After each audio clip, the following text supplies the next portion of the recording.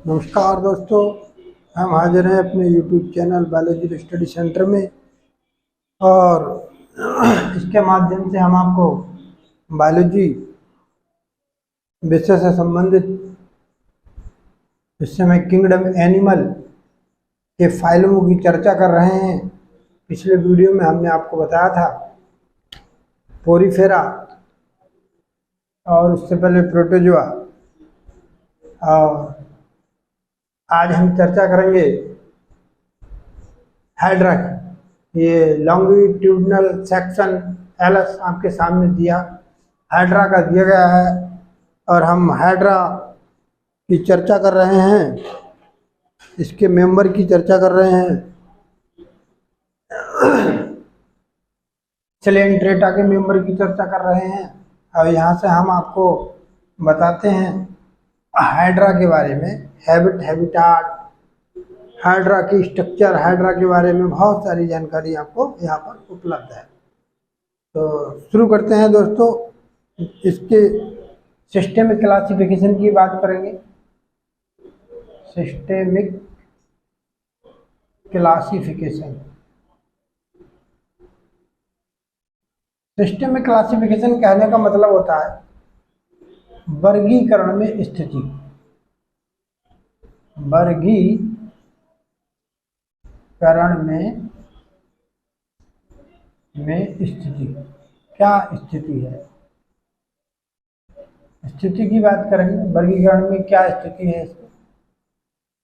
वर्गीकरण में स्थान भी कह सकते हैं। वर्गीकरण में क्या स्थान है? यहाँ हम स्थान लिखें तो ज़्यादा उचित होगा। स्थान, वर्गीकरण में इसका स्थान क्या है?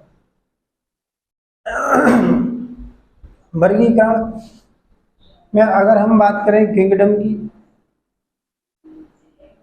की अगर बात करें तो एनिमल ही है, सब जानते हैं।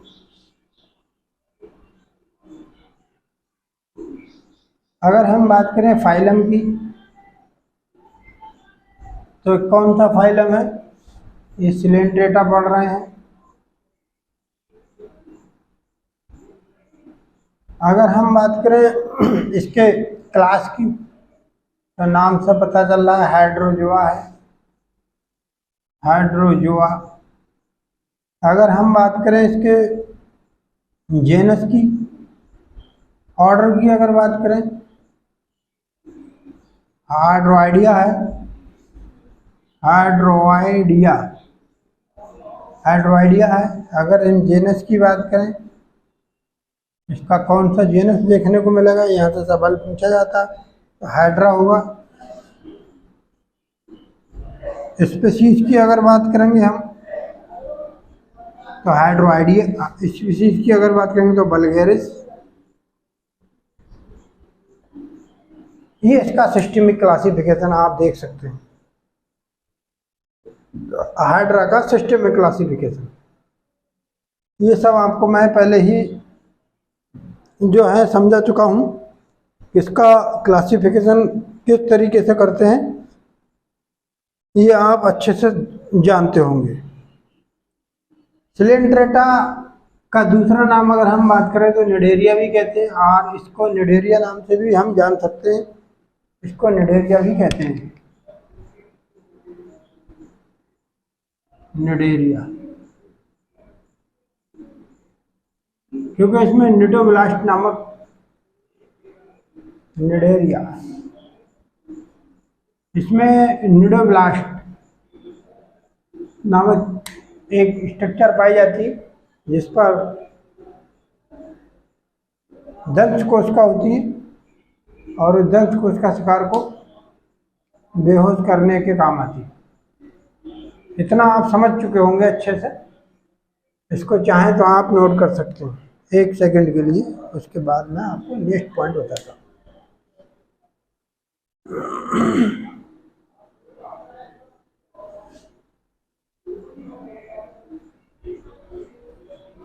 अब हाइड्रा के विषय में कुछ जान लेते हैं थोड़ा। हाइड्रा क्या है? इसके अंदर मोस्टली हाइड्रा वल्गेरिस पढ़ेंगे। हाइड्रा की बहुत सारी स्पीशीज देखने को मिलेंगी। मुख्यतः हाइड्रा फ्रेश वाटर होता है। अगर हैबिट एंड हैबिटाट की बात करें तो मोस्टली अधिकांश जो मेंबर होते हैं सिलेंड्रेटा के वो मेनली कैसे होते हैं, मैराइन। बट हाइड्रा कैसा होता है? हाइड्रा की अगर बात करें तो ये फ्रेश वाटर है, ये पहले से ही मैंने आपको यहाँ लिख रखा है। ये हाइड्रा कैसा होता है? Fresh water. तो पॉइंट टू पॉइंट समझेंगे इसका। हाइड्रा कैसा होता है? हाइड्रा फ्रेश वाटर है, डिप्लोब्लास्टिक है,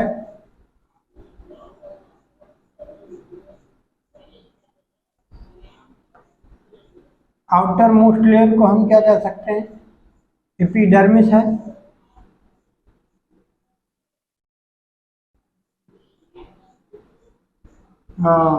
इनर मोस्ट लेयर क्या है? आउटर मोस्ट लेयर को एपिडर्मिस कह सकते हैं, और इनर मोस्ट जो लेयर है उसको हम गैस्ट्रोडर्म कहते हैं, गैस्ट्रोडर्मिस। इन दोनों के बीच मीजोगिलिया पाया जाता है, मीजोगिलिया।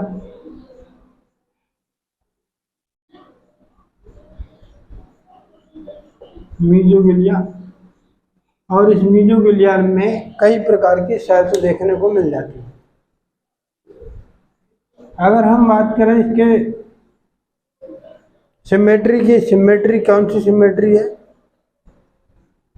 तो मुख्यतः सिलेंड्रेटा में कौन सी सिमेट्री देखने को मिलती है? अगर सिमेट्री की बात करें तो रेडियल सिमेट्री पाई जाती है।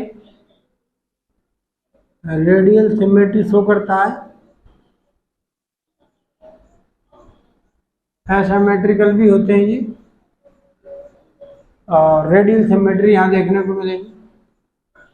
सिमेट्री के आधार पर ही इनका डिवाइडेशन किया गया है, और इसमें पॉलिप स्टेज प्रेजेंट रहती,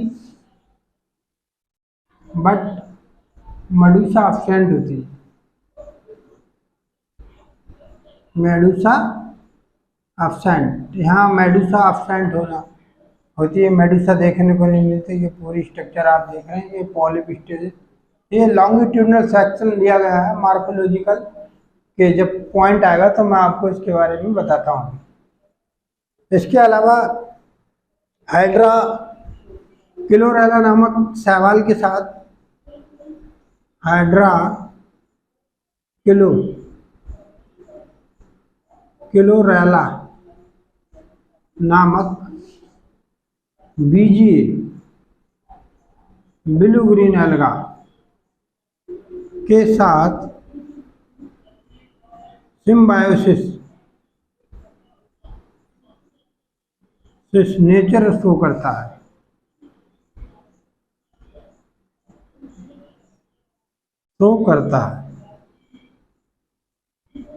समझ रहे होंगे।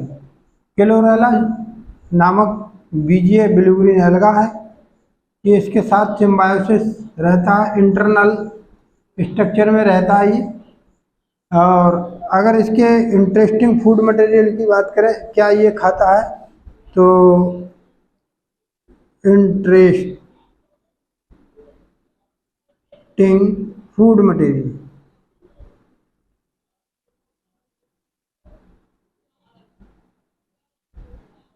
इंटरेस्टिंग फूड मटेरियल की अगर हम बात करें तो क्या खाता है? ये बहुत सारे सूक्ष्म माइन्यूट डायटम, इसके जो मेनली इंटरेस्टिंग फूड मटेरियल है उसका जो है ये इस्तेमाल करता है, जिसको डेफनिया कहते हैं। डेफनिया मेन है इसका इंटरेस्टिंग फूड मटेरियल, और ये आर्थ्रोपोडा है एक प्रकार का, डेफनिया।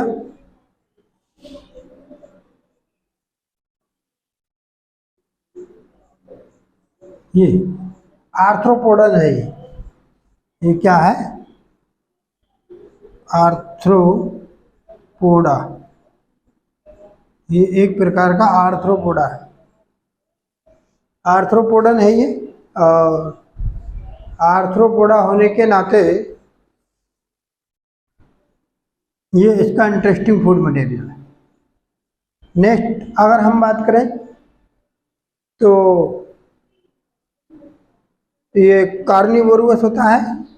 अगर हम डेफनिया जो कि आर्थ्रोपोडा है, इसलिए इसे कार्निवोरस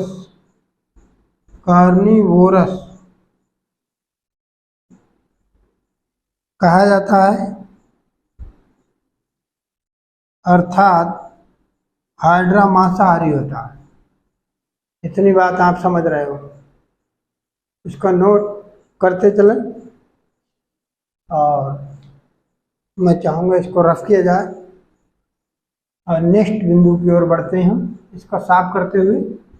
ये अच्छे से मैं समझता हूँ, समझ में आ रहा होगा।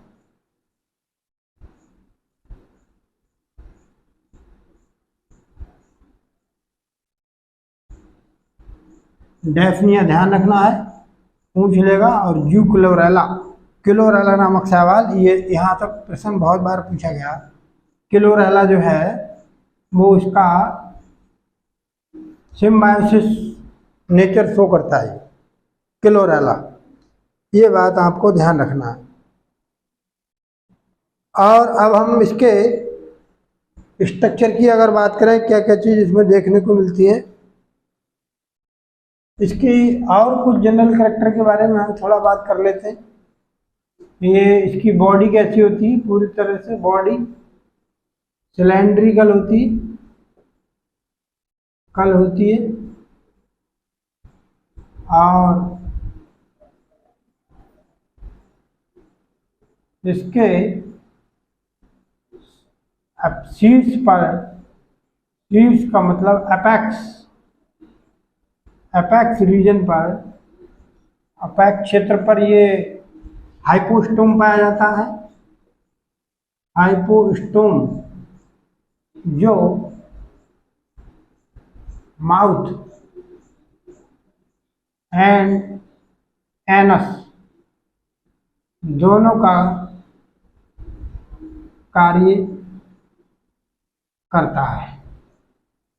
समझ रहे हैं?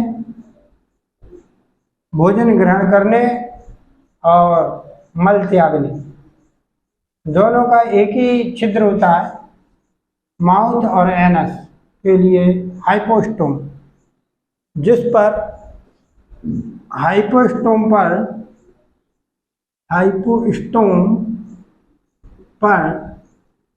क्या पाए जाते हैं? हाइपोस्टोम पर टेंटिकल पाए जाते हैं, जो संख्या में 6 से 10 तक होते हैं। इनकी हेल्प से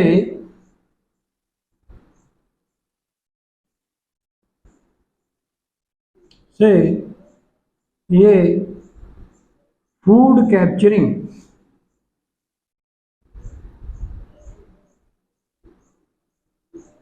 तथा लोकोमोशन करता है। ये बात समझ रहे हैं आप? हाइपोस्टोम पर टेंटिकल पाए जाते हैं जिनकी संख्या 6 से 10 तक होती है और इनकी हेल्प से ये फूड कैप्चरिंग तथा लोकोमोशन का कार्य करता है। ये आप समझ रहे हो। अब हम इसकी स्ट्रक्चर की चर्चा कर लेते हैं जरा। एक नज़र में इंटरनल स्ट्रक्चर की बात करेंगे। यहाँ पर हम इसको हम साफ करते हुए आगे बढ़ते हैं।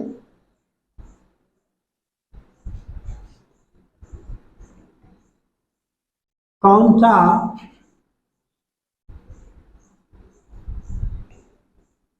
क्षेत्र, कौन सा हिस्सा क्या कहलाता है? ये क्या अभी हमने आपको बताया है, ये पूरी तरीके से डिप्लोब्लास्टिक है।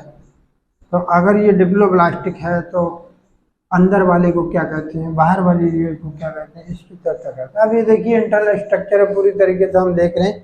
ये अगर हम इसकी बात करें तो ये क्या है, ये ओवरी है, ओवरी, और इसके अंदर क्या बनता है, ओवा। ये ओवा बन रहा है इसके अंदर। इसकी अगर हम बात करें तो ये टेस्टस है। पूरी स्टेज ये पॉलिप कहलाती, पूरी पॉलिप स्टेज है ये पूरी तरीके से। और ये जो आप देख रहे हैं खाली जगह, ये सीलेंट्रॉन कैविटी कहते हैं इसे, सीलेंट्रॉन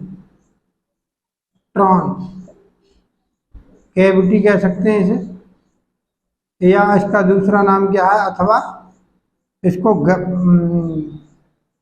गैस्ट्रोवेस्कुलर कैविटी कहते हैं, गैस्ट्रोवेस्कुलर कैविटी, गुहा। और इसकी जो बाहर वाली लेयर ये देख रहे हैं, इसको एपिडर्मिस कह रहे हैं, समझ रहे होंगे। ये वाला जो पार्ट है ये मेसोडर्म है, गैस्ट्रोडर्म, सॉरी इसको हम क्या कहते हैं, गैस्ट्रोडर्म कहते हैं। ये बीच अंतिम लेयर है इसकी, गैस्ट्रोडर्म। अगर इसके बीच की बात करें, ये जो बीच का पार्ट देख रहे हैं इसको मीजोगिलिया कहते हैं।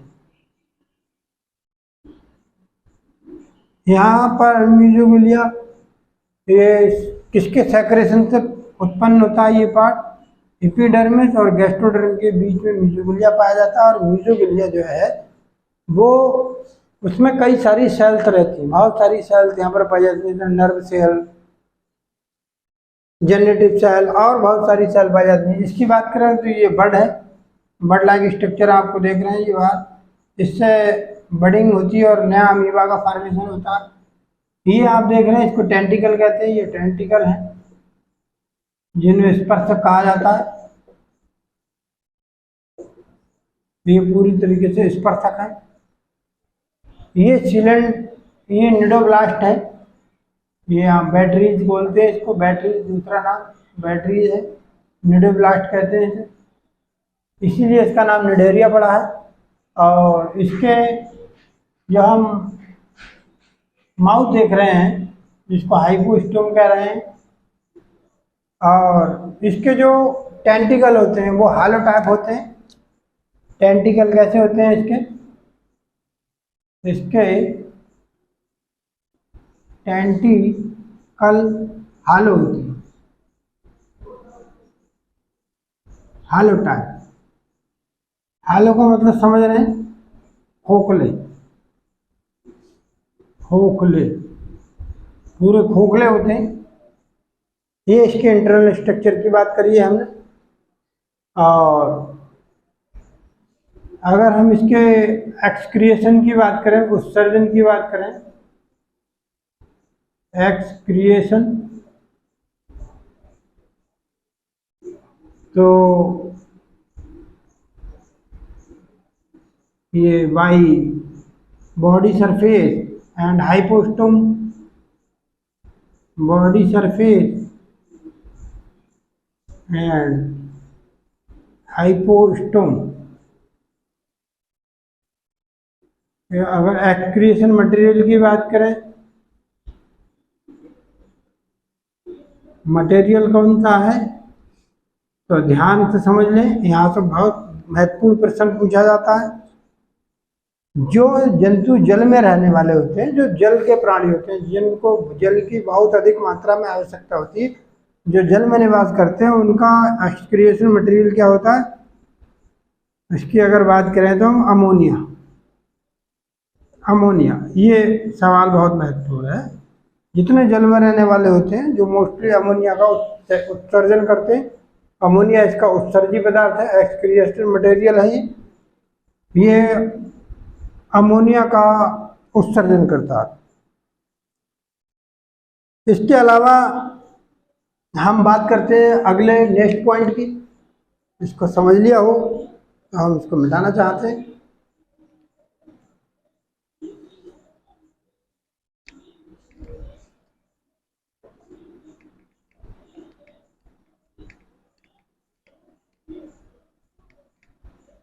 आप समझ रहे होंगे ये बहुत ही महत्वपूर्ण है। यहाँ से आपको इंटरमीडिएट एग्रीकल्चर कक्षा 11 बायोलॉजी इंटरमीडिएट, और इसके अलावा कंपटीशन में बहुत सारे सवाल यहाँ पर आपको मिल जाएंगे, ये आप अच्छे से समझ रहे हो। नेक्स्ट पॉइंट की हम बात करेंगे।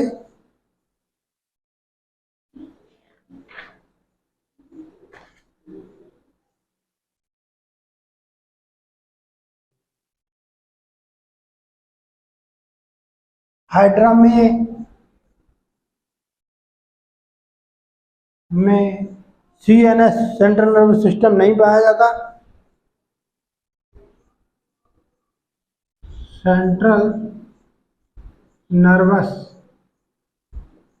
System absent but neuron present होते हैं, यानी कि न्यूरॉन तो पाए जाते हैं लेकिन सेंट्रल नर्वस सिस्टम यहाँ पर एब्सेंट होता है पूरी तरीके से true nervous system of ganglia cell present. Hydra में गैंग्लिया सेल भी न्यूरॉन और गैंग्लिया सेल पाई जाती है, ये आप समझ लें। यानी कि ब्रेन पूरी तरीके से एब्सेंट है यहाँ पर। इसकी जो गैस्ट्रोवेस्कुलर कैविटी है वहां पर कई प्रकार की सेल देखने को मिलती है। इसकी गैस्ट्रोवेस्कुलर कैविटी इसको हम दूसरा नाम क्या हमने बताया कि थोड़े सिलेंड्रॉन कैविटी और ट्रॉन कैविटी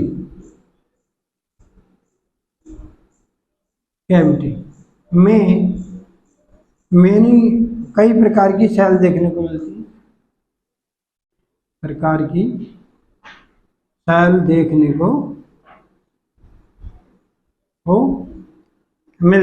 कौन कौन सी सेल है यहाँ पर सवाल पूछा जाता है, तो कौन कौन सी सेल है यहाँ पर चर्चा करते हैं।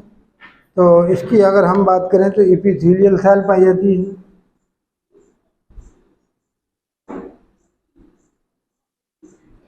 Epithelial cell.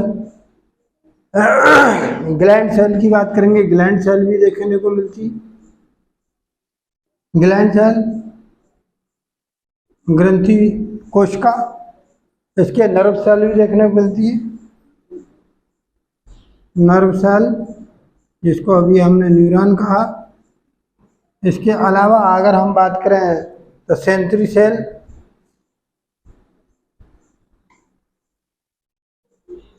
संवेदी कोशिकाएं। इसके बाद अगर हम बात करें तो नेमेटोसिस्ट। ये नेमेटोसिस्ट जो है दंत कोशिका बोलते हैं इसे हिंदी में अगर बात करें तो ये क्या है, दंत कोशिका। इसके नेमेटोसिस्ट दंत कोशिका में हिप्नोटॉक्सिन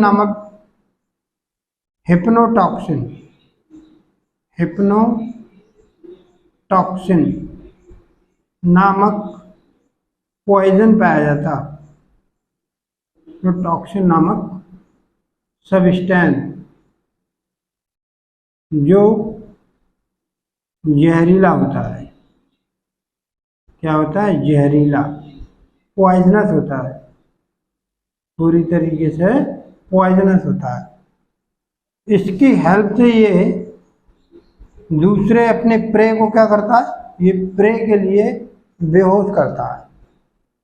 और ये बहुत महत्वपूर्ण है, ये प्रोटीन और फिनोइल एसिड का बना होता है। ये प्रोटीन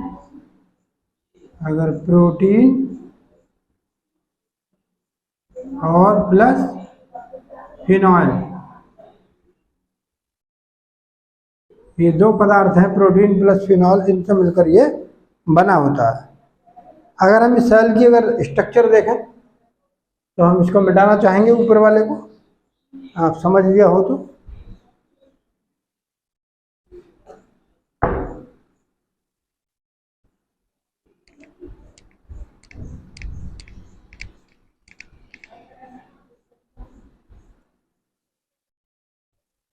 ये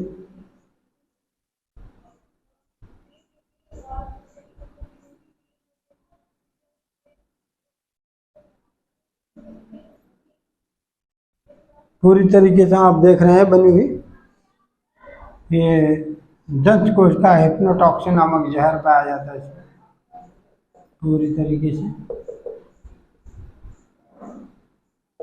ये बहुत महत्वपूर्ण है, इससे जो है एक प्रकार का पॉइजनस सब्सटेंस मिलता है इसको। ये जो भरा हुआ देख रहे हैं ये टॉक्सिक है, जहर है, जिसको हिप्नोटॉक्सिन कह रहे हैं, ये आप पूरी तरीके से समझ सकते हैं। और ये स्टाइलेट है, इसको लीसा बोलेंगे,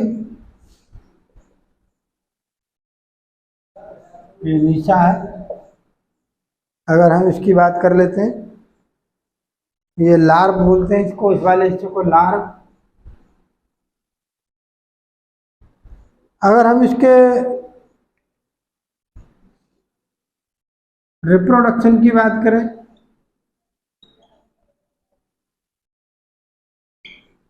तो एसेक्सुअल और सेक्सुअल दोनों टाइप से देखने को मिलते हैं।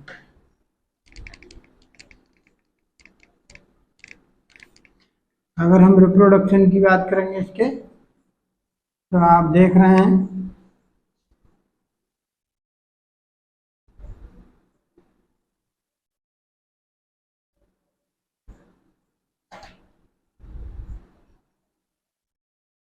रिप्रोडक्शन की अगर बात करें तो ये सेक्सुअल, सेक्सुअल और एसेक्सुअल। अगर सेक्सुअल की बात करें तो बाइगोनाइड के द्वारा, बाइगोनोइड, मेल एंड फीमेल। और अगर एसेक्सुअल की बात करें तो ये पूरी तरीके से, एसेक्सुअल की बात अगर करें तो बाई फ्रेगमेंटेशन,